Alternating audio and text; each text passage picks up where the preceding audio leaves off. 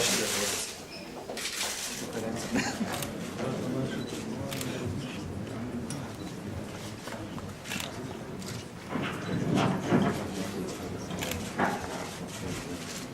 Danes smo se zbrali tukaj, da odpremo slovenski poslovni teden, v okviru katerega skušamo tudi na gospodarski zbornici doprinesti k uveljavljanju dobrih praks in stališč ter izkušenj slovenskega gospodarstva in cele Slovenije v času predsednikovanja Evropske unije.